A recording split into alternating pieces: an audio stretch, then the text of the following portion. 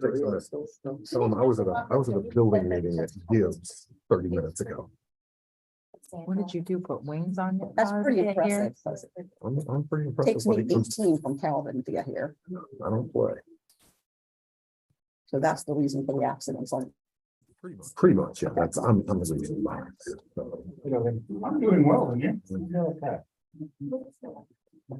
There's a holiday.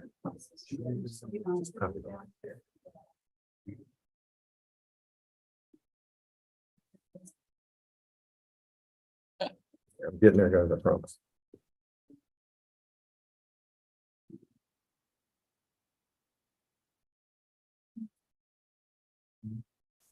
That's what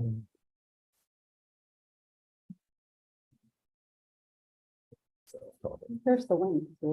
Where's the link? The very bottom of that maps. Oh, I see. Okay, it's attached on the bottom there. Mm-hmm.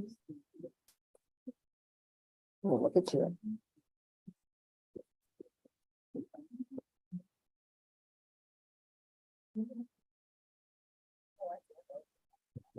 This has to mute. Happening. That's happening. Got it. I shouldn't say you got it here. And just one.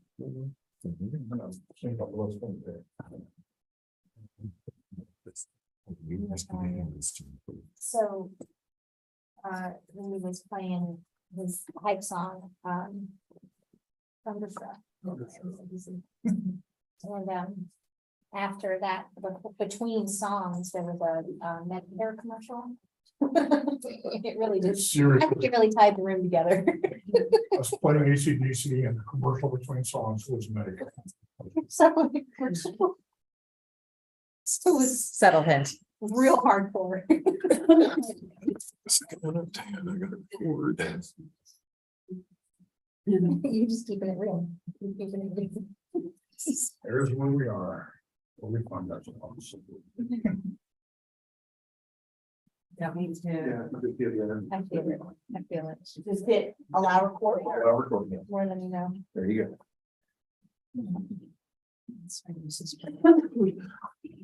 Okay.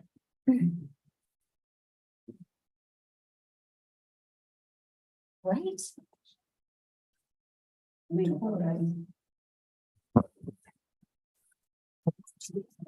So long. We're good to go.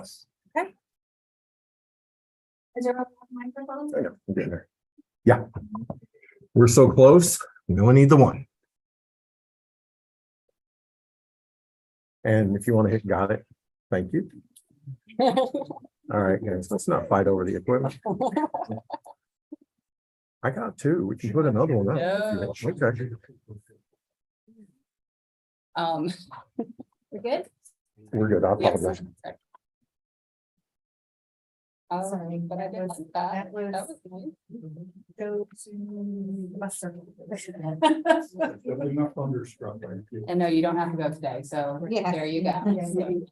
All right, well, good afternoon, everyone, and glad that we are here on September 20th as we're continuing our negotiations. So we were able to, I know the last time you had presented a proposal from your side, and we were able to take that, look at each and every item, and we have put together a counter proposal this afternoon that we are quite excited about. We're hoping that you're going to be excited as well, as we look at where we stand at this point. So I'm just going to pass that around. And I'd like to take a moment and go through the proposal together. I will have to say that, again, our first and foremost, wish and desire is to get, as we have said, the most compensation in salaries to all of our employees as possible. So I just wanted to walk through the items that you do see in the packet today. So you'll notice, and I'm just going to skip to all the stuff at the beginning. It's just our typical stuff of recapping where we are. But looking at number one, we're looking at a total compensation increase that ranges anywhere for our employees between 6.05 and 6.45. which will include the following. So it will be a that we're proposing as a 4.25% average increase to salaries. And we'll talk about that in a moment. We have that attached as well. Maintaining our initial proposal of the board's payment of 80% of the increase to the healthcare premium, which for PCTA, the increase is 3.5 million. So the board will be picking up 80% of that, which equates to another 1% increase in compensation. That is 80%. Oh, that is 80%. Thank you. I keep doing that and I apologize. I've asked you that 3 times No, and I keep saying that. So The yeah, full is total is 4.4. Sorry, yeah. Lindsay, you'll appreciate this as we have multiple groups going on. I get the numbers. I got you. Again, noting the 594 increase in salaries by the through the referendum, through Pinellas County Schools referendum. And that is a salary increase ranging from 0.8% to 1.2% based on the employee. So we do have the breakdown of the base salary increase that is attached in Exhibit A. We could look at that right now. We can, if we want to. Actually, I'm going to pause on that. Let me walk through the other ones, just get this out. Number 3 is the increase that we have talked about in the past with our supplement increases to 3.5% for the athletic, academic, fine arts supplements. And that we also included just some of those things that the supplement committee had talked about, raising at least all supplements to 300. We know we had some that were quite low in the hundreds range. And so we did that, giving 2 flex options per school. The middle school cross country was added, elementary music was added, and that totaled just under 300,000. We appreciated the comment last time from your proposal regarding the request to pay for the pre-K. So we wanted to include that in there just as an acknowledgement, because I thought that was really great.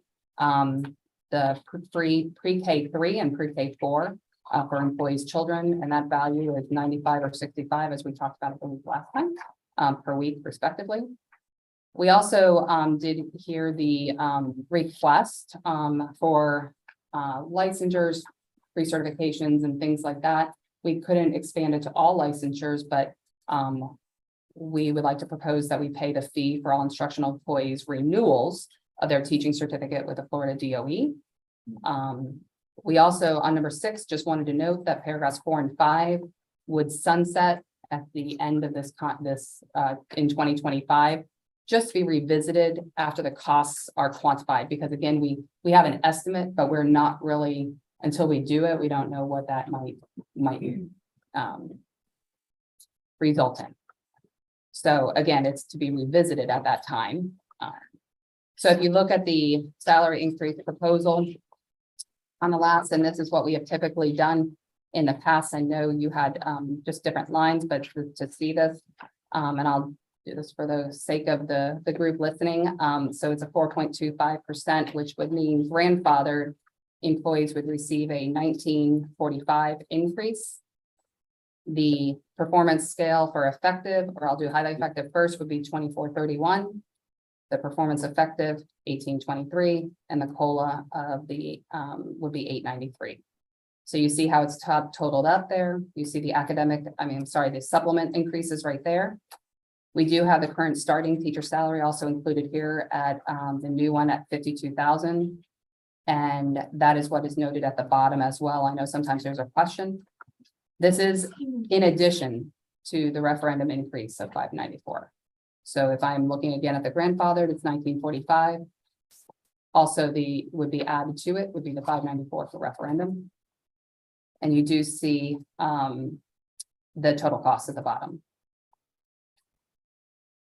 Can I get a clear? So Lee, When you are in it, Lee, hopefully you see some movement on our side as Oh, well with absolutely. this. We are really very excited about this because I believe we have really tried to, as I said before, try to increase our salaries for all of our employees in this bargaining group to keep that movement going forward. And it did take, we have spent a good portion of our last week going back and forth and trying to find those funds for the group. And I see lots of good things here. I appreciate it. All the work that's been put into it. I really do. So just to kind of add what the cost of that is for the board with the fringe, it's 70,979,000. Sorry, is it, It's like looks like 19. 19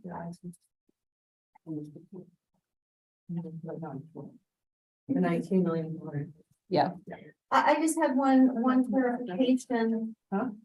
And excuse me if this has already been gone over and I'm doubling back on C, on the increase of the referendum on C. I never remember it being on the MOU, and this is looking like that $594 increase being listed as a 0.8 or 1.2% increase is coming from Pinellas County Schools, when in actuality referendum is taxpayer money. It's all It's all tax. I know it's all taxpayer money, but that's that additional, and I'm sorry if I'm saying this wrong, and I hope I'm asking the right question, because I don't ever recall seeing it on here. And like listed like this, because it looks like Pinellas County Schools is the one giving the referendum increase. How is the referendum increase determined? It's merely meant to illustrate what's actually provided to you, the total compensation increase. Right, but- That's the component of it. But it's really not coming out of the budgeted money. I mean, that it's separate, it's a whole separate thing. Is that correct? It's still part of the compensation that employees like to receive. well, so here's a follow-up question that I think might clarify. When we list the referendum increase at 594, is that included in the amount at the very bottom of the page where we see the total cost out with or without fringe? So that figure of 16 million and 19.4. That's exclusive of it. So that, okay, so the referendum is a separate. That's what I'm- yeah. Exclusive of- Thank you. Okay, thank you. Something on that to illustrate. Yeah. Right to you. So when you, if and when you win some constituency, you should want to vote. Gotcha. Okay, thank you.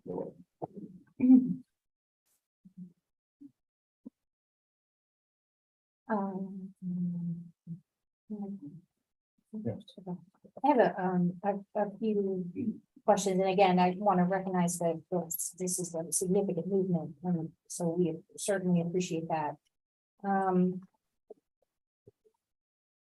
Quick look at item 3, just making sure, and you, Paula, you may have said this, and I may have misunderstood, or may have dismissed it. So we're still looking at 3.5% proposed increase to this, to supplements? Okay, so 3.5. Okay. And, the sunset. Yep. That's reflected on this sheet, Lindsay. It's also. Yeah. In here. yeah, she was just. I just want to make sure that I had it because, you know, in the past, we've seen those two percentages as aligned, but I just wanted to make sure I understood Yeah. that was still 3.5%. Okay. Yeah. And then, Number 6. yeah, number 6, but referring to numbers 4 and 5. I do want to clarify that, because like you said, we work at both tables, and so this was one of the discussions that came up at the PESPA table earlier this week, that the board, and I want to acknowledge why it says continue, because the board already does provide extended pre-K in addition to, in supplement to voluntary pre-K federal funding. That y'all offered, you already provide extended pre-K full day care to employees' children, and we clarified in that meeting that that is only for employees' children. That's not full day for the entire community, and that is affects currently about 200 employees, right? Right, it was a little 204, but there was a few more that are not included in that list, so it's probably close to 210. Employees do take advantage of that right now. Right, and we figured at an average of about $80 per, somewhere between 95 and 65, and that's about 16,000-ish dollars per year. Number 5, so our instructional employees now with changes to state laws regarding initial or temporary certification into permanent certification on a 5-year cycle. Previously, we had a 3 and then ongoing 5. Now we're on a 5-year cycle. So for number 5, is this part of your counter applicable? I don't, so is the board planning to pay these fees or to reimburse employees for their payment of the fees? Yeah, so currently it's a payroll deduction, so, right, And how much? Sorry. 75. 75. We do Okay, the that. renewal fee, Yeah. gotcha. And so because it's, I mean, it stands there, I know that this is not perfect, but we're thinking about approximately 1/5 of our instructional unit would be recertifying this year and so forth. I know that's not perfect. Would number 5 only apply because it's intended to sunset, would it only apply to 1/5 of the instructional unit? No. Okay, so, okay, Actually, 2/5 because. 23, 24, and 24. 25. Yeah. 2 years. oh, right, okay, sorry about that. All right, so 2 plus. Okay, my certification's up on. So, You just have to, It'll be part of the revisit. it'll be the revisit. Yeah. Okay. Can't I say you're just wanted to bargaining make for sure that I yourself. understood Yeah. the frameworks. I'm up next summer, so. Yeah. I don't know. Okay.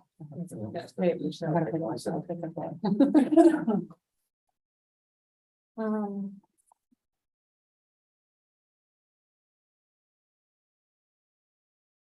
I actually have some more questions left, maybe, so. I think, You guys wanna yeah, talk let's about talk it? about it. I'd like to be able to form some questions that would actually. Thank you. Oh, yeah. You could bring it up.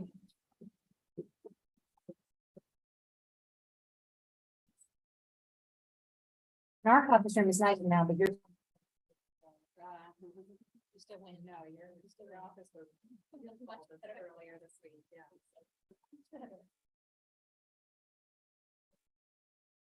Thank you. really appreciate it.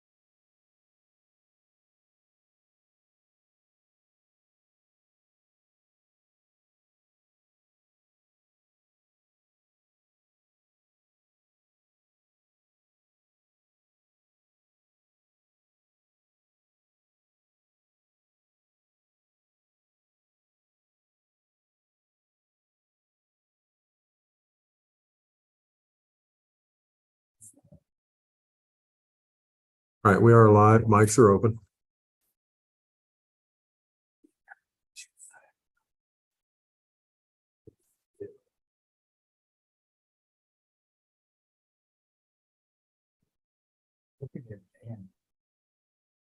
You're the focus of the.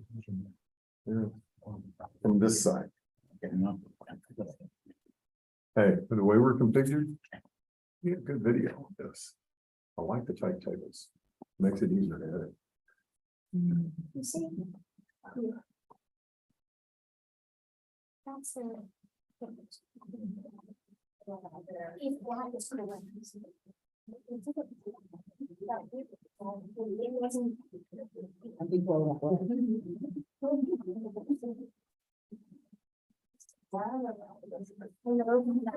Sorry, I'm in the vein. Big nut. Big nut. Winter, spring, summer. All you gotta do is call. See that gallery was from. I'm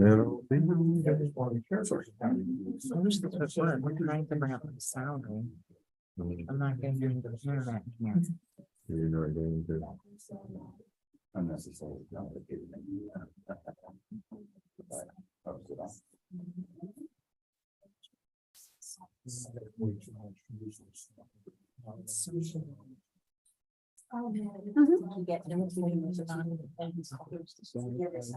That's Make your head bigger. I didn't wear a sort of. Awesome.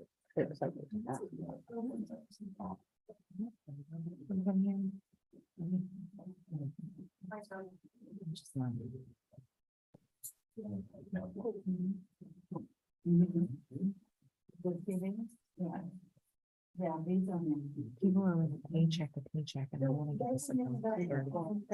Oh, sorry, I'll text them. I don't know what. They weren't in the board. It's awful. They were not in the cafeteria with y'all, were they? I'm so tired. No, They're probably in the HR conference room. where's that? Oh, that's next to. I'm not rolling through with the form. I've been in that HR conference room, it was not comfortable.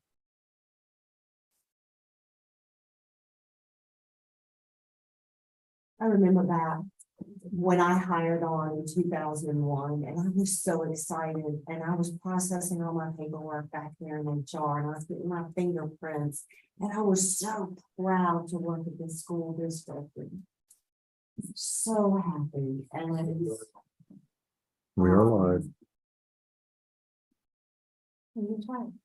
and really tired. Yeah. Used to be so excited to come up here for meetings and things.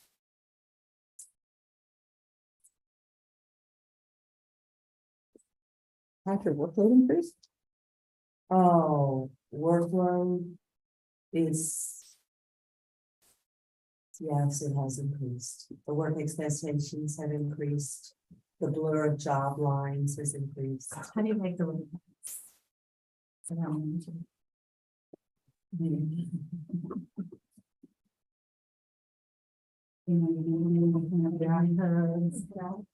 It's that.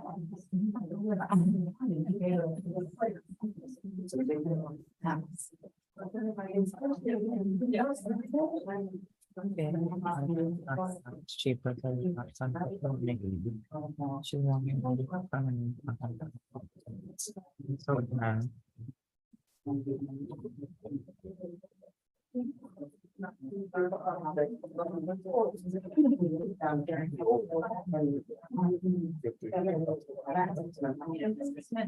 One who's not wearing it any time. You noticed that? You got to look all the way down. Yeah, we called each other. We called them, getting. Somebody did not understand the sign here, right? I wake up to, oh, you're wearing black. Look like you're in a band or a match, just important. You never know the temperature in the room, so. Yeah. Seriously, that is what I thought about today. I said.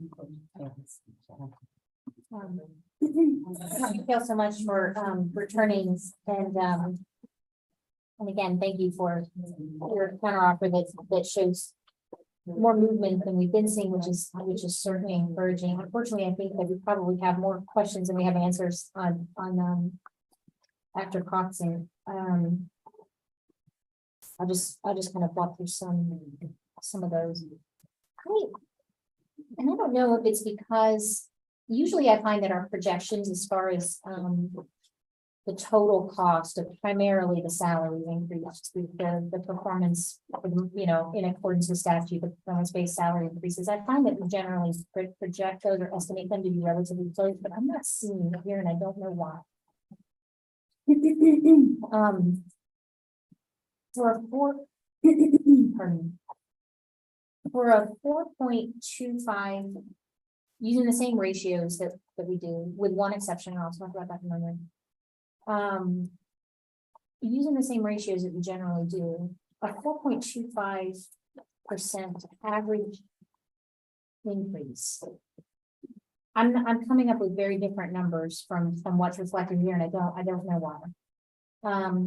So for example, by my calculations, the legacy, or it's referred to here as grandfather, we've talked about that being part of the proposal, amount that I have in a 4.25 is approximately 2,495. But I see this is 1,945, so it's about $500 difference. Oh, you remember that? I have 2,495.32 for the legacy, for that, for at 4.25% average. Now, again, it could be that that y'all are using different totals. So for example, most of my totals have worked with a historical projection of approximately 0.42% that would fall under COLA, and then historically about 37% that would be on the annual scale, highly effective about 62%. So I was just using those to kind of project some of this stuff, but it still brought us relatively close. I'm not seeing the distance here.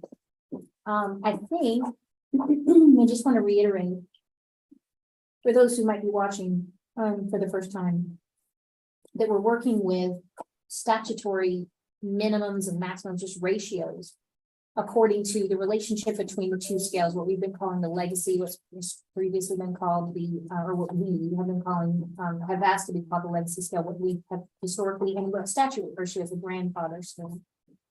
And then the pay for performance scale, which has several different iterations. You could have effective, highly effective, a cost of living adjustment, generally that's below effective, and the increase to the base. And the statute prescribes that has a relationship between the two scales and then between the levels.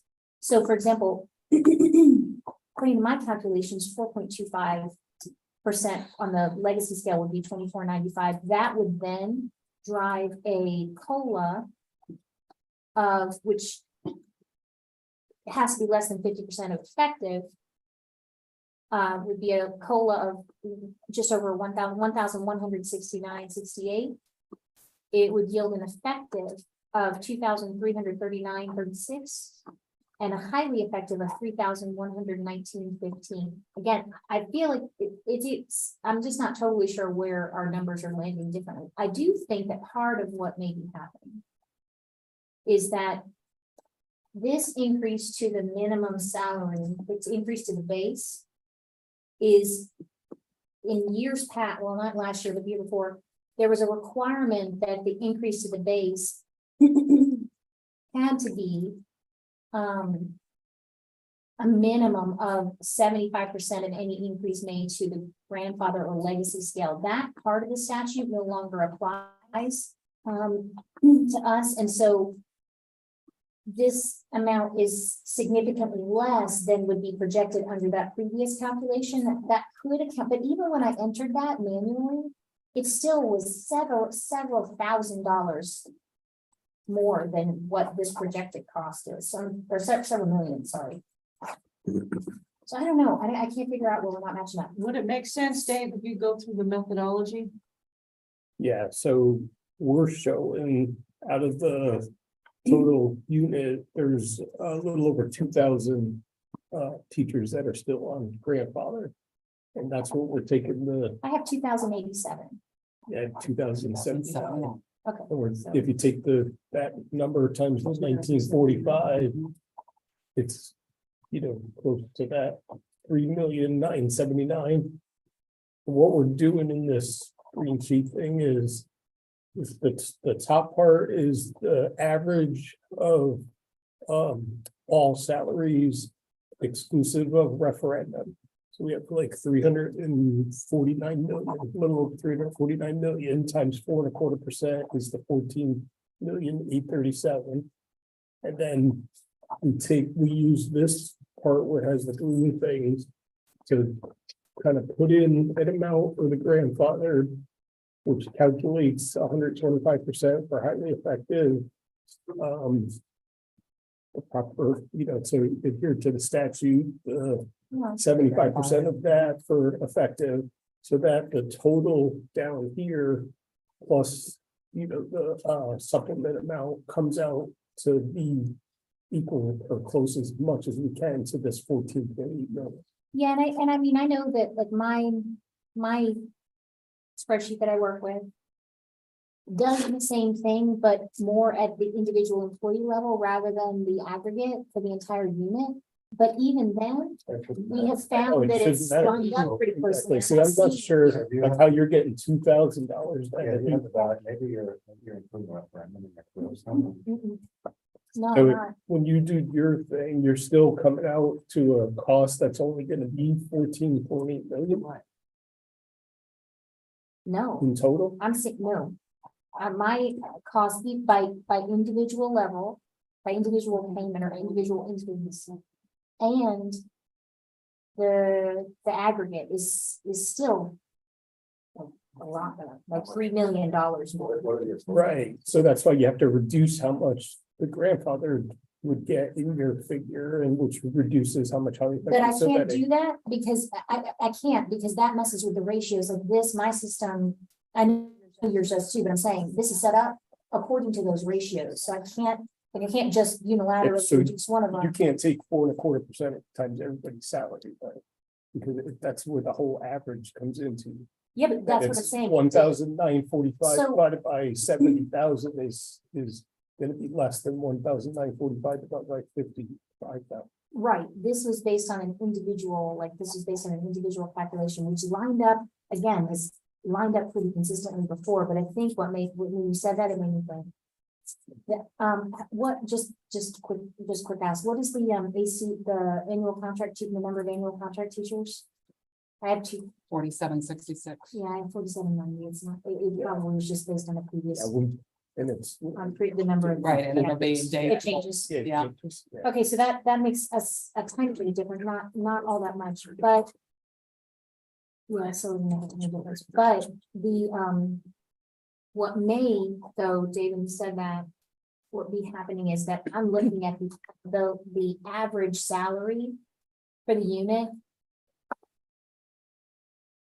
To create these calculations at the individual level, and I don't know that we have the same average, and I think that's come out in some of the previous sessions. So what do you have? Dave's basing his on actual salary. Okay? Yeah, we took everybody's current annual minus how much of their annual is from referendum, and that's Yeah. we get the 349,109,000. Yeah. No, that makes sense. I mean, I did the same thing too, but sort of at the individual level. What do you have? That's how we did that on, The average, individual. like, for example, the average salary on the annual scale. Or the performance scale. So, okay, let me see.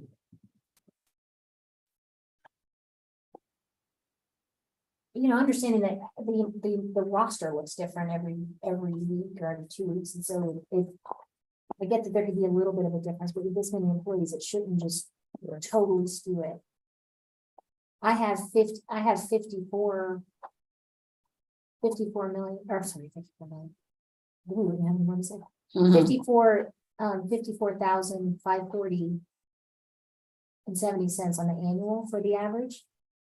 $62,885.95 average on the, what we've been calling the legacy schedule. That gives a unit average of 58,713. Am I wrong in that? Let me see. Because that, I think, probably would make a difference.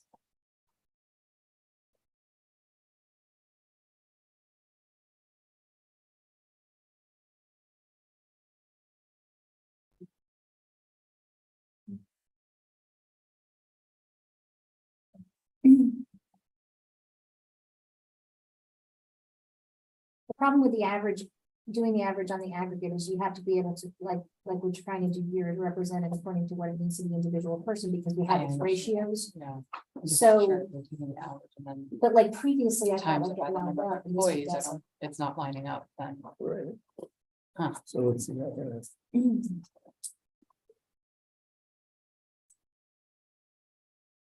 I will Still? say though, I will say though, while you're looking, is I understand that this proposed minimum salary increase is outside of the ratio that has previously bound us, and in previous years, in past year, we were bound to this ratio that drove the minimum increase in relationship to any kind of increase to the legacy schedule. This is significantly lower than that would be, but it can be according to the statute, whereas the other ratios are still in place for any kind of performance increase to the salary.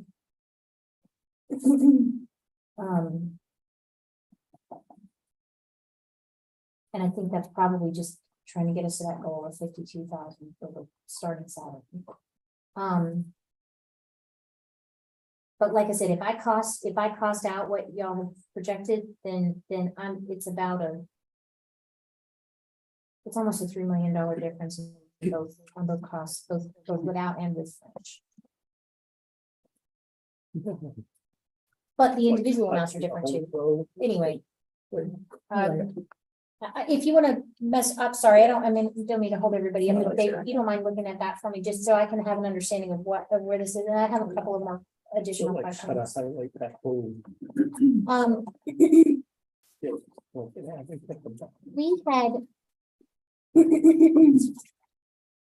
I understood, yes, that, and I apologize, like I said, I was not able to go to the board workshop yesterday. We did have staff Without the two. attending, but I wasn't able to be there. But I understood that there was some discussion in the workshop that, that we had been able to. 54,771. Okay. What was that? 54,771. All the I-7,000. Well, let me do that really. I'm just going to take, It's average of what, performance like? Performance. 54. 771. I'm just gonna mark that as, I can find that as a calculation, but I don't know why it's. I'll just shift it out. I'll shift that.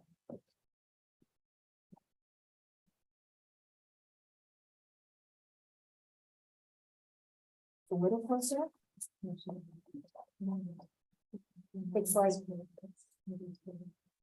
It's a little closer. It's, about $1.5 million difference.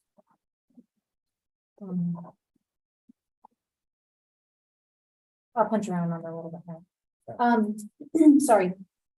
In yesterday's, board workshop. From what I understood, there was a discussion about some health insurance increases that we had been able to avoid. I don't know if what that was part of. It was a presentation it was April's presentation, from what I understand. Well, I would have to. Yeah, that was me. I'm sorry. I didn't mean to direct it to Kevin. No, it's- Oh, no, I was God. gonna say that the only item to talk about was some of the voluntary health. Was the Wasn't voluntary wasn't health. health insurance as. It was. Dental, voluntary eye. health, Dental, eye. The elective benefits, Yeah. part of it. Okay. So those were. So the numbers that we have from the EWBS, maybe this would have been back over the summer. That doesn't include the good. Right, so this is still, we That's- can still use this. That's, Correct. Okay. And I actually have one for PCTA. if you'd like. Yeah, Oh, okay. it breaks just. that was the voluntary benefit, but. Yeah, Okay. that was being just- held flat. Makes, Okay, yeah, makes sense. that makes sense. I just wanted to make sure I understood. Thank you. Um.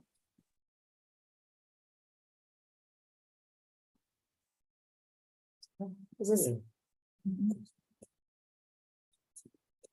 That's the full, like, oh. and we broke it down. to Broke it down like PCTA. PCTA, Yeah. okay, Either one, I mean, it just. I shows gotcha, that, that's why, right? okay, Yeah.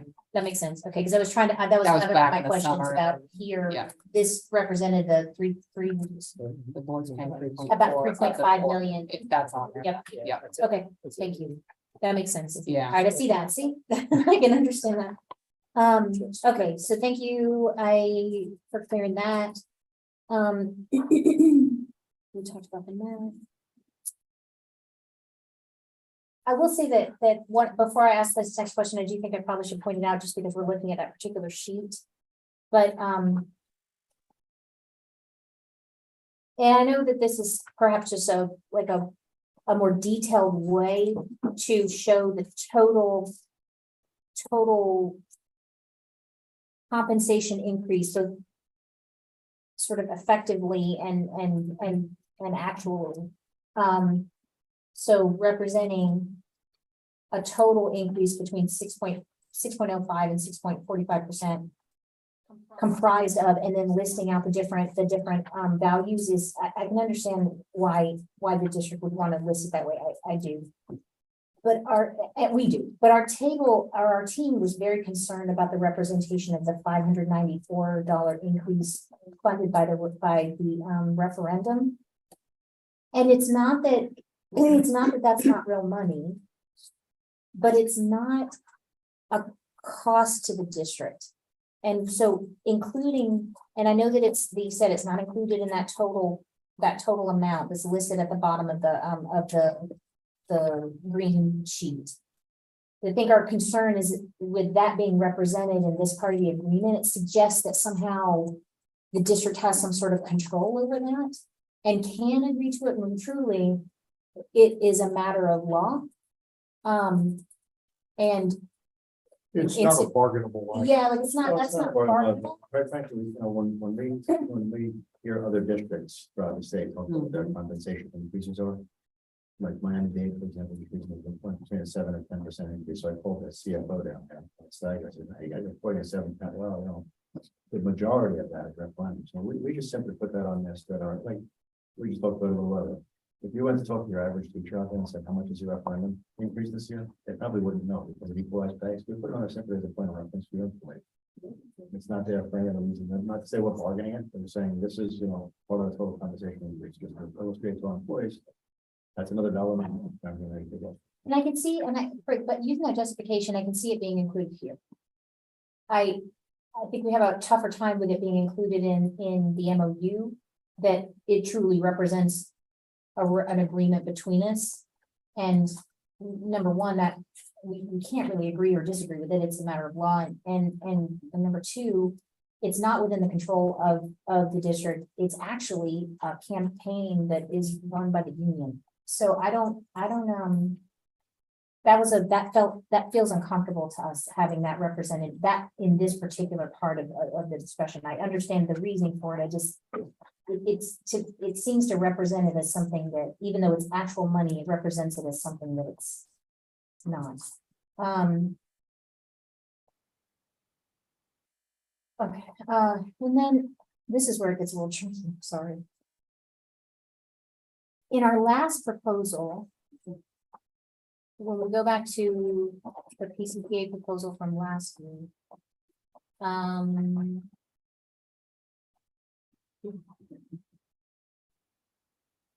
we acknowledge that your the items 4 and 5 here and by extension 6, because it refers to them being sunsetted, those particular provisions being sunsetted after next year. Those are referring to requests that we made, and we certainly appreciate that. But one of the things that we had talked about last week was an effort to try to evaluate the other proposals, the other compensation proposals that we had brought forward. And I don't know, I just wanted to see if y'all had made some progress on that. So for example, numbers 4, in our proposal last week, number 4 was referring to the the provision that would cover, vacancy, or that would define vacancies at the 10-day count for purposes of compensate or, coverage pay. Number 5, this number 4 refers to that, is no charge for childcare for employees. This speaks to part of that. Number 6 was different really, but related to the coverage of any kind of licensing or credentialing fees. So this does speak to, in a different way, part of that. But we also proposed a supplement for our LMTS to be assigned an equivalent amount to the technology coordinator supplement. We also asked for our licensed mental health counselors to earn the equivalent of the supplement fee to our LCSWs. We further proposed a monthly supplement for our ESE case managers. So I wanted to see if y'all had the opportunity to price those out. So we did, and I'm gonna kind of go back to our initial statement, that we've had lots of discussions. I have a couple of points that I can clarify, but I think the overarching response is we are looking to, again, increase our salaries for all of our employees in this group. The proposals you had are good, and we looked at those. I want to clarify that about what am I going to say? 12, hold on one second.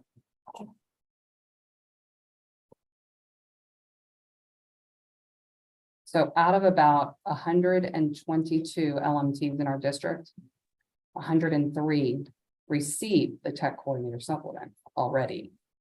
So we have, Can you repeat those numbers? I will repeat it.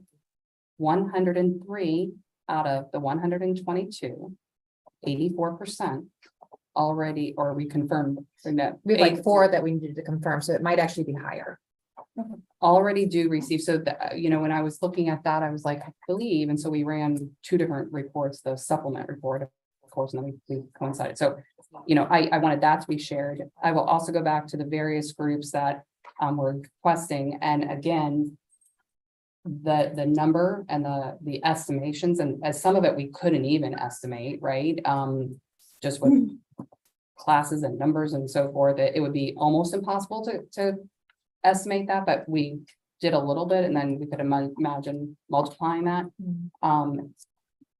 It was pretty costly.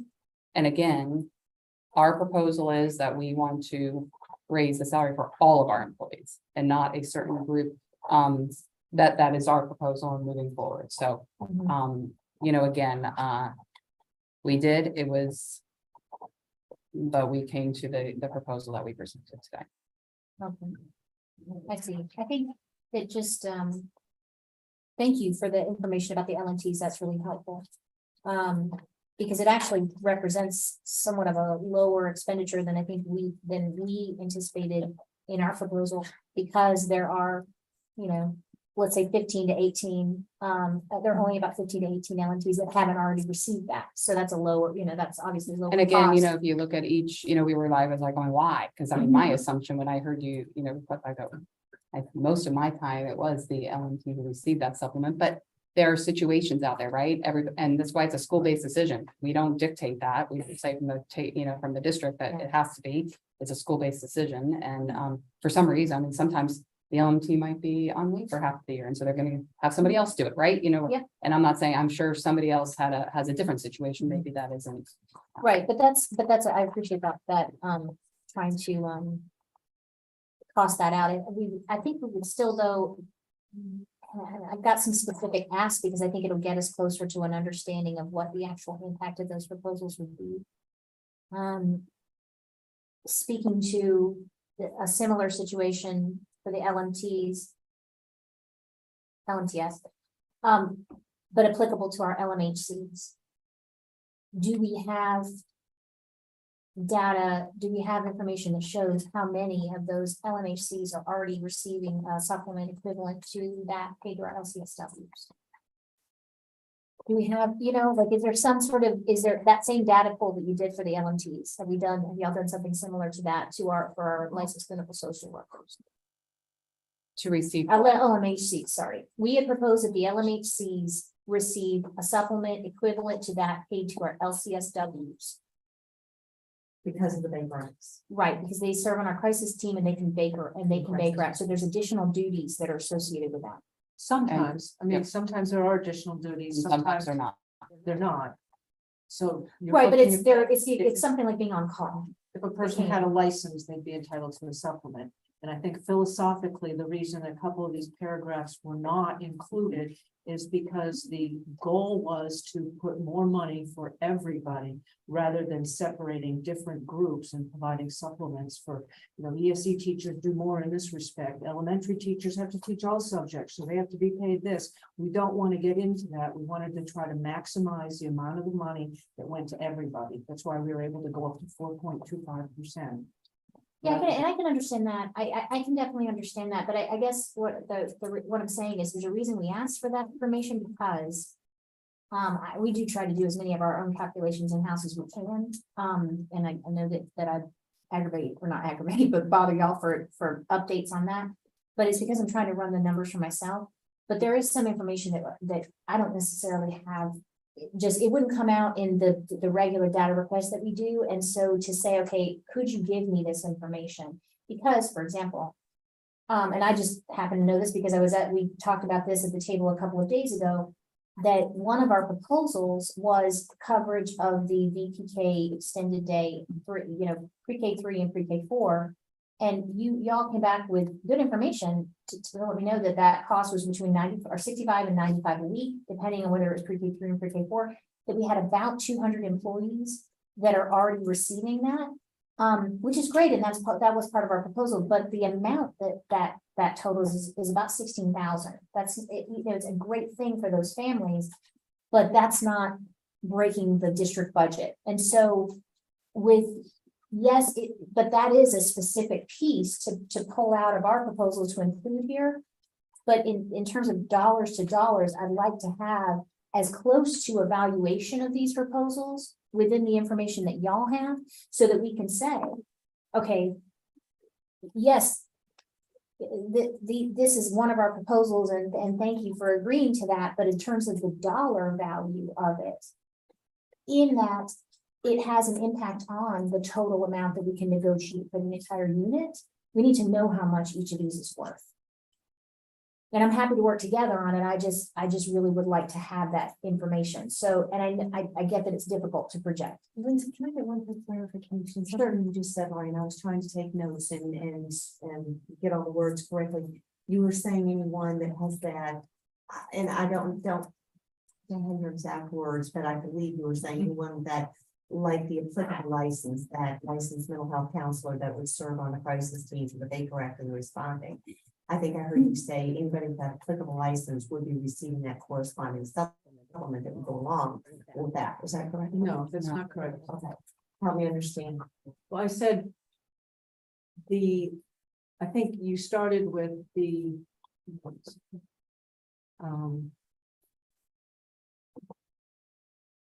that someone who had the license necessarily performed the duties. And I said, no, not always. And you're requesting a supplement because a person possesses a license as opposed to I the believe duties. So it depends a on, clarification on our side is that these individuals are performing those duties. not always, not always. For the ones that are. Well, But any given, that's where, I mean, it can, any given year can be very different. We have people who have that didn't do one Baker Act last year. Would she have gotten because she has the license? Yes, because yes, I'll answer that question because she's eligible she So can't it's do it. and eligible. therefore- Yeah, like that she can do it and She does. as an example. We could say the same I'm trying to think of an analogy, but like some of our campus security. I mean, in an ideal world, they wouldn't stop some sort of extreme security risk on campus, but the fact that they could is part of what, and we even see that same methodology applied at the state level when it comes to the way that they are compensated in their retirement and insurance. They're eligible for greater coverage. God forbid anything extraordinary happens to them in the line of duty, but because that could happen, we recognize that with additional compensation. This is a similar analogy for our LMHCs. They have the ability to perform a service that has and again, God forbid, we hope that they nor any of our students are ever in that situation, but in the event that they are, and it happens, they are uniquely qualified. They and some other of our licensed professionals are uniquely qualified to perform that, and it has a monetary value to the district. That's why we're asking. So that's why we're asking for that additional information to better understand that that dollar impact it has to the district. So we've rejected the proposal to compensate for that license. And it's not a part of the job duties, but if what you're asking for is the information on how many there are, is that where you, how many? Yeah. What exactly are you asking? So I'd like to understand the LMA. I think that I already know that there are 16, again, that roster can change every day, but I believe that we have 16 LMHCs. And how many of them served, I guess, on the crisis team, or did they correct us? Yeah, that would be, yes, that would be helpful. Any of them could, I guess, but How many how of them many of did? them did? Okay, so you've requested that information, and what we've said is philosophically, we did not want to compensate that group. It's not a requirement of their job. Not all of them perform those duties. And instead, what we've done is stretched our available, what we went up to 4.25 in order to compensate everybody more. So if what we're hearing is that we're not prepared to consider that 4.25 in lieu of compensating discrete groups of people, then I think we are philosophically apart, because we came today with the hopes that this offer of 4.25, which is quite a bit more than what we're comfortable with, in lieu of picking out discrete groups of people to give supplements to and increase raises. Instead, everyone's boat goes up because we're offering 4.25. I see what you mean. I think but I do think that it's important to distinguish that it's the nature of bargaining, that we're gonna, have proposals and counter proposals and acceptance and rejection and all of those things. But our proposal was not, our counter was not an effort to single out. It was an effort to raise all ships and compensate for the additional work that certain employee groups have been uniquely called upon to perform. Another example that might speak more to your philosophy of not singling out any particular performer of the work, which is as a policy acknowledging the additional work that is on our instructional employees, would have been our number 4. And that was one of the things that I think that I would need a whole lot of help evaluating, because y'all have that information. Or I'm not saying you have more access to the information than I necessarily do.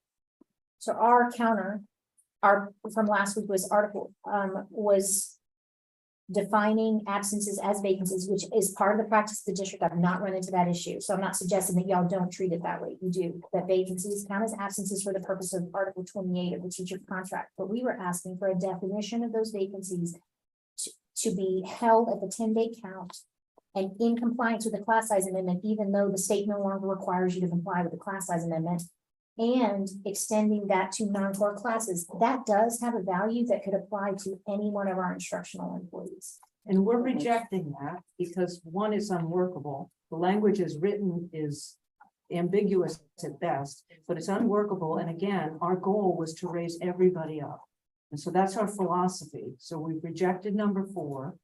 We've rejected a number of the items that are singling out discrete groups. Yeah, but And looking at I see an what you're overall increase, which is pretty significant. it's certainly it's definitely a significant step in the right direction. But I don't think that we can then, by that same logic, look at number 5 of our counter from last week, when we asked for all employees, for the children or grandchildren or wards of all instructional employees to have access to no fee childcare in district sponsored programs. Y'all did pull a part of that out, that was specific to BPK. So that's certainly not that's not every employee, nor is it every employee that we even propose. It's that specific program. It's acknowledging that that's a continuation of the program. And it's also that particular piece is worth $16,000-ish. Now, that's good, but that's not the straw that's going to break this camel's back. And so before we can actually evaluate how much closer your plan or your counter is getting to our counter, we need that information. We need to know how many employees have children in those programs, and how many of our LMHCs served on the Crisis the crisis response. Correct. So like, I'm certainly not trying to waste your time or ask for information that is not useful to us. It helps us to understand how much closer we actually are getting. So we had really hoped to come tonight with 4.25 and close this. So it sounds like we We would like a provide little, we'd information. like a little more information, and we're not going to be closing this tonight. Okay, then why don't you give Can us I, a call? can I We'll provide clarify the something? information. Can you explain to me how it is $16,000 for the BPK? Sure. So, Because we use about, okay, go ahead. I'm sorry. so if I'm doing, and please correct. me Yes, I now, want to because- correct it because it's going out there, so I want to Yep, make sure. that's completely fine. So if we have 200 employees, from what I understand, 200 employees Yes. is a district. And they are Paying 65 or 95 a week, and you used 80, kind of in the middle, right? 80, yeah, 80 was my average. So 80 So a maybe I week didn't say- times 36 weeks, that's a year. That's 2880 times 204. Oh, I'm sorry, That's you know what? 587,000, almost 600,000. 500,000, yeah. Okay, you're I just right. wanted to clarify I skipped that. that, yes. I was like, 5,016,000, yeah. Yeah, that's, yeah, it is a significant. Yes, it is. And you're Okay. right. I extended, the figure that I had was prior to extending it for the entire year. So you're right, the 500,000, that's helpful because that is significantly more. That's the kind of thing I'm asking for is if Which we have, which you did, yeah, you corrected that. And so I appreciate that. Like I said, I've asked for the time to better understand how my calculations based on what you proposed aren't quite getting there. It's closer now that we've corrected, like your understanding of the average to my understanding of the average is different. So that makes a difference. All we need is that additional information to have a better understanding of how much closer we actually are getting. And so this is, we can't, I can accept it tonight, but we'd like to consider it with that additional information. okay. Or do we want to go ahead and schedule another meeting next week? You said Thursday was the only day for you next week. and No, already it's the got- only day at the other table. That was the only day that we were able to meet for PESTA. I have more availability earlier on in the week. We're not available Monday.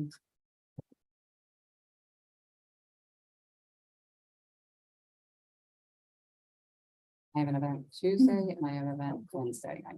So I am, and then PESPA on Thursday. Did you say you're not available I Monday? have, no, we're not available Monday. And it really, some people are not here, but it is Monday night football, so. But we have people who are not here on Monday, so. Oh, that's Yeah. right. That's the That's teacher all planning right. day. That's right. That's Yeah. right. Yep. Yep. Sorry about that. And you said you have an event Tuesday. I've got TTT graduation on Tuesday, if you want, and then I've got a first year principal meeting on Wednesday. We've got listen and learn on Wednesday. So not everybody from your team right here who's sitting now would be available Monday. That's what you're saying. Correct. I mean, the nice thing about Monday, and we would have to talk about it as a team, but the nice thing about that is that our team would have more flexibility to meet earlier in the morning. Oh, you're not. I've got, here at all. I've got people here that are not here on Monday. Oh, okay. And so Wednesday, so Wednesday after 5 is out. Correct. Thursday's PESPA. Yes.